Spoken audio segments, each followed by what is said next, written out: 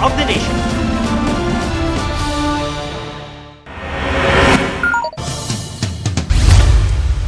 Naglalakad sa gilid ng kalsada ang dalawang yan ng bungguin ng motorsiklo.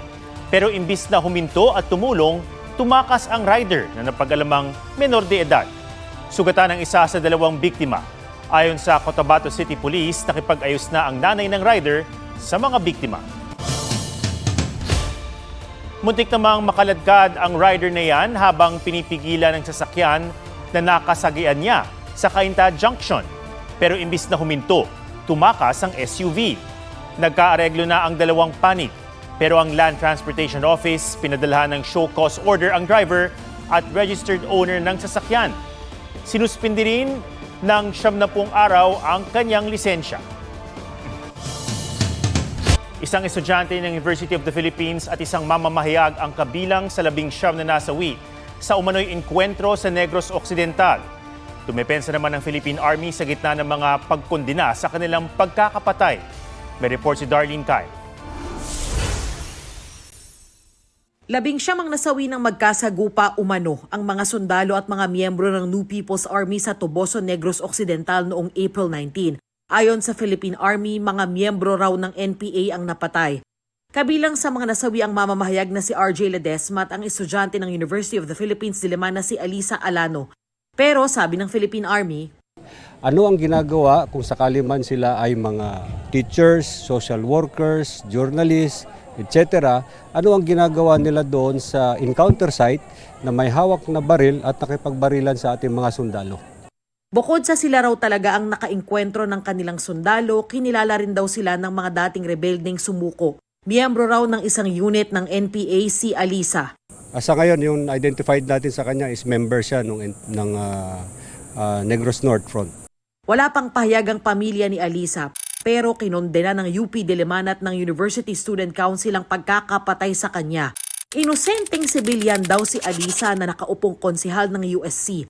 Naroon daw siya sa Negros upang makipamuhay at pag-aralan ang tunay na kalagayan ng mga magsasaka sa Negros Island sa gitna ng anilay pangangamkam ng lupa, pananamantala at militarisasyon sa lugar. Nanawagan naman ng UP Diliman Committee on the Protection of Academic Freedom and Human Rights sa gobyerno na magkaroon ng malinaw at patas na investigasyon sa pagkamatay ni Alisa at ng iba pang nasawi sa Toboso.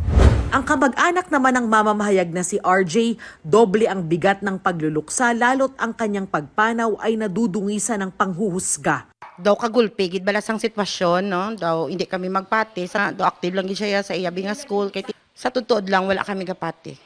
Wala gid kami kapati 100%. Sakit na sa amon nga ginaano siya blas ang mga tawo, gina-judge. Darlene Kai, GMA News. Pinalagaan ng kampo ni Vice President Sara Duterte ang mga pagdududa sa SALN at back transactions ng BICE na tinalakay sa Kamara kahapon. Git naman ni Duterte, lehitimo ang bawat sentimo sa kanyang pera at ari-arian. May report si Marisol Abduraman. Sa pagdinig ng House Committee on Justice kahapon, lumalabas na tila hindi raw nagtutugma ang mga halagang nakalagay sa SALN sa mga bank transactions ni Vice President Sara Duterte. Meron din daw mahigit 6 na raang covered at suspicious transactions sa mga bank account ng BICE at kanyang asawa na nagkakahalaga ng 6.7 billion pesos. Batay sa testimonya ng Anti-Money Laundering Council o AMLAC, pinalagan niya ng kampo ng BICE. Para po sa amin, actually, wala naman pong hindi nagtutugma. Perhaps it's just the way that things were presented. Suspicious transactions does not equate to any wrongdoing or unlawful activity. Perhaps the bank thought or tagged it as suspicious, so umakyat no, sa AMLA. Hindi naman ibig sabihin nun, illegal na kaagad, or may money laundering na kaagad, or may krimen na kaagad. Anila, lumaki ang halaga dahil sa pinagsama-sama ang mga transaksyon sa mahigit 18 taon. Kasi aggregate yung ginagawang number. So lahat ng inflows dyan, lahat ng outflows dyan, ina-add up lang. Kaya may tendency talaga na maging bloated, no, yung figures. But it is not determinative or conclusive as to magkano ba talaga yung nasa loob ng account. Giit nila, nagdeklara rin daw ang BICE ng cash on hand and in bank sa kanyang SALN.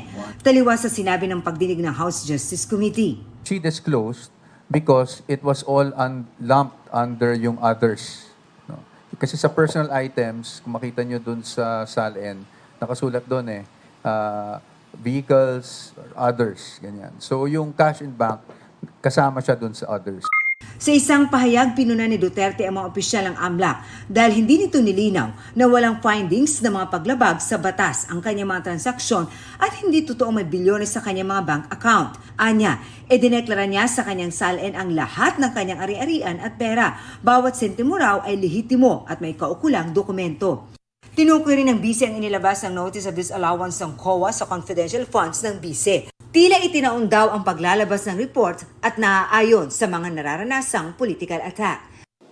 Sa desisyon ng COA, pinababalik sa tanggapan ng BICE ang 73 million pesos na confidential funds.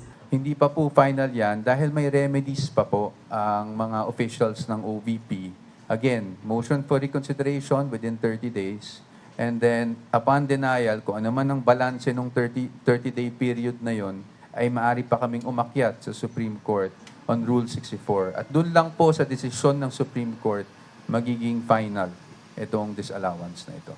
Muling iginiit na defense team ni BICE ang kanilang naunang posisyon na sa tamang forum lang haharap at sasagot ang BICE at ang kanyang mga abogado.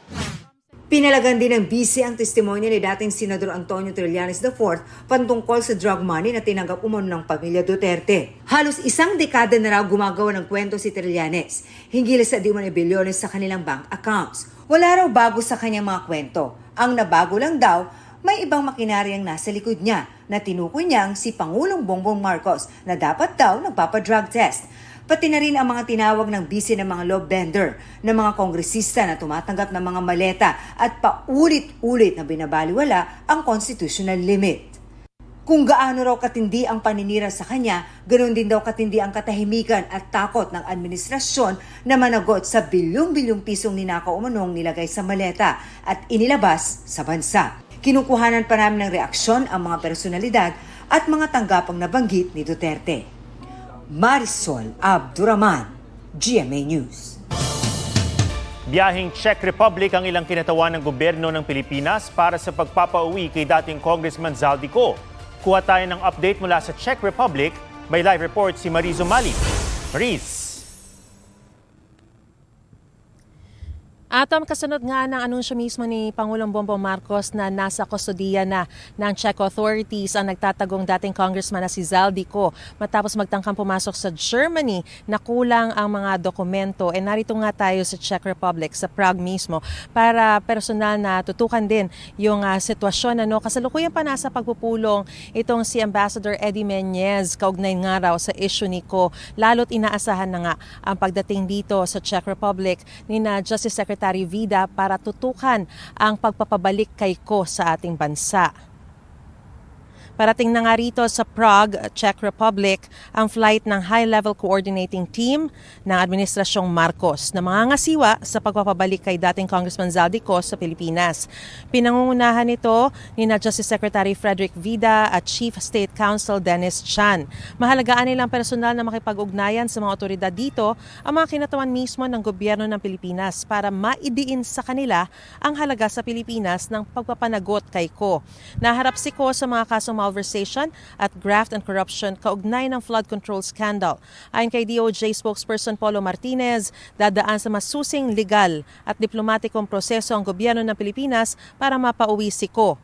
Dahil walang extradition treaty sa pagitan ng Pilipinas at ng Czech Republic, naghahanap ng iba pang legal na paraan ang pamahalaan para mapauwi si Ko.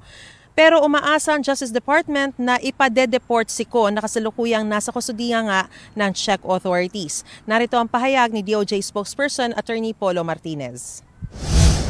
The fact that the Czech Republic is open to dialogue, that I think is very telling. Simple deportation, it's not only a faster route, but it's also a more plausible route than extradition. Atom, inihahanda na nga ng pamahalaan yung mga dokumento na magpapatunay na may mga nakabimbing pang mga kaso sa Sandigan Bayan si Ko. Ito raw ay kanilang depensa sakaling nag-apply na para sa political asylum itong si Ko na totoong meron siya mga malversation at corruption cases sa Pilipinas kaya dapat siyang bumalik sa bansa para harapin ito. At yan ang pinakasariwang balita mula pa rin dito sa Czech Republic. Balik sa iyo, Atom. Maraming salamat, Marie Zumali.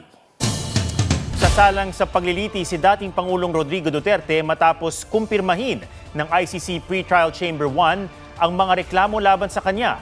Sa ilalim ng Rome Statute, required siyang humarap sa mga pagdinig. May report si JP Soriano.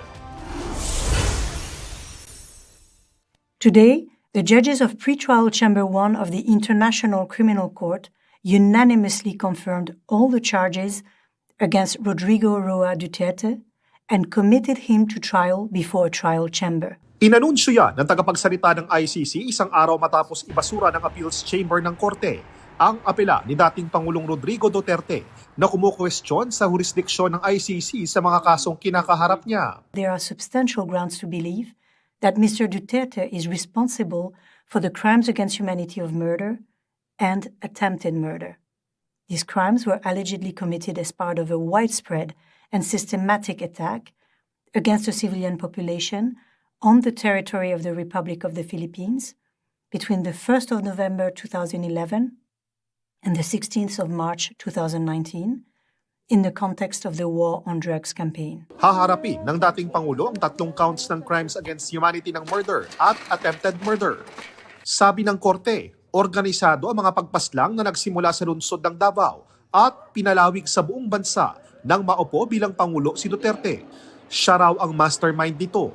The judges based their decision on the evidence and arguments presented by the prosecutor and the defense during the confirmation of charges which took place in February 2026. The judges also considered the submissions of the parties and participants, including participating victims.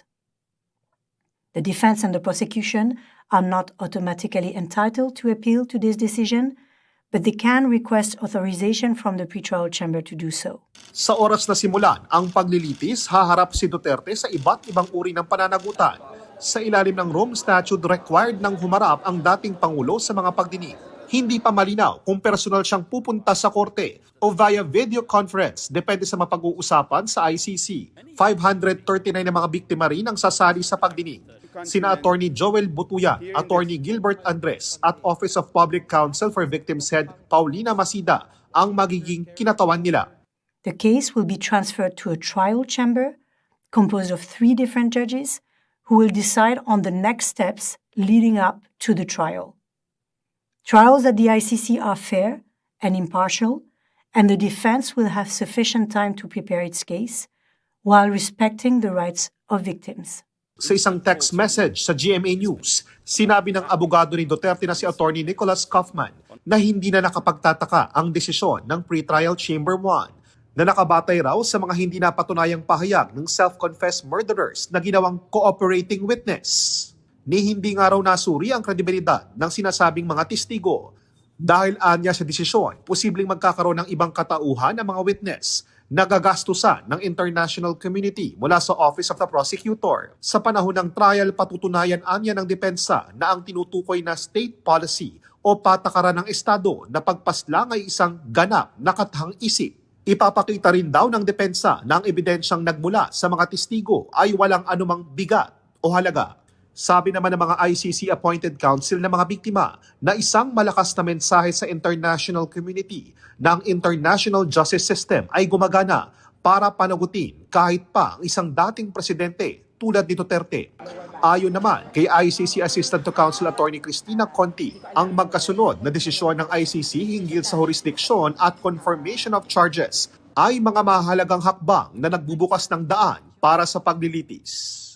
Siyempre, masaya po kami. At kung kahapon, masaya, ngayon masayang-masaya. Dahil malinaw na may kapangyarihan ng ICC na silipin. Ito po ang final na desisyon patungkol sa jurisdiction. Tiniyak naman ng ICC na mananatiling patas at walang kinikilingan ang paglilitis. Mabibigyan din daw ng sapat na panahon ang depensa para ihanda ang kanilang kaso habang pinangangalagaan naman ang karapatan ng mga biktima. Ang Malacanang igagalang daw ang desisyon ng ICC. Ayon kay Yuse Claire Castro, hustisya ang kailangang makamit sa mga kasong ito at parehong panig ang makikinabang sa proseso. JP Soriano, GMA News. Kasunod ng pagpayag ng Office of the President, nagbago ng plano si Vice President Sara Duterte kaugnay sa nakatakda niyang biyahe sa 5 bansa. Sabi ng kampo ng bise, salamat sa tinawag nitong last minute na pag-issue ng Travel Authority. Pero nagbago na raw ang plano dahil hindi nila masiguro kung papayagan siyang umalis. Kaya hiling siya ng panibagong authority. Sana raw ay pakibilisan ang pagproseso nito para may sapat na panahong makapaghanda siya, imbis na ilang oras lang bago umalis. Sana rin daw ay matiyak ang confidentiality nito. Sa inilabas sa Travel Authority ng Malacanang kahapon, mag-a-abroad ang bise simula sana ngayong araw hanggang May 15. Itinanggi ng Malacanang na last minute ang paglalabas ng Travel Authority na hiniling umano ng bise noong April 14 o isang linggo bago pagbigyan. Para sabihin na last minute resolution or decision to, hindi po ganon. Dahil yun po palagi, normally, nangyayari po ang pagbibigay sa kanya ng Travel Authority a day before. Normally po mga 5 working days inaayos. At pagka ang Vice Presidente naman ang humihiling, hindi naman yan tinatanggihan. We usually expedite the processing of the travel request.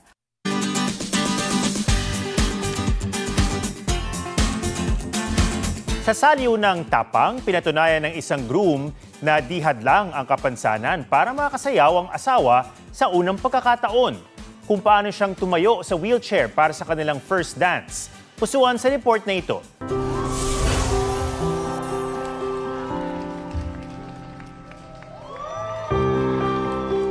Sa unang sayaw ng bagong kasal na sina Michelle at Andy Teodoro, tunay na pagmamahal ang umalalay. You are the force that makes me strong enough to push my wheelchair and the wind that carries me forward. Mahirap man daw, nagsumikap si Andy para makatayo sa kanyang wheelchair. Ang tatag ni Andy, mas pinatibay pa ng kanyang kapatid at matalik na kaibigang umakay sa kanya para maisayaw sa unang pagkakataon si Michelle bilang asawa. Tagpong nagpaluha sa pamilya at mga bisita at nagpatotoo sa Love Knows No Boundaries. He just grew so much, especially after his injury. There was a lot of things that he had to overcome, and this strong and this resilient. And those are the main things that really attracted me to Andy. Sumailalim sa therapy si Andy para makayanang tumayo. 2 araw bago ang kasal, nag-ensayo sila para sa sayaw. Ang kwento nila, nagpaantig pati sa netizens. Dahil sila ang patunay, walang kapansanang hahadlang sa tunay na pagmamahalan. I vow to always pick up your chair. I vow to always believe in miracles for the two of us.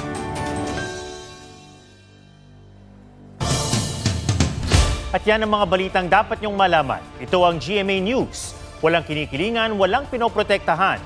Noon at ngayon, serbisyong totoo. Ako po si Ato Maraulio at ito ang State of the Nation.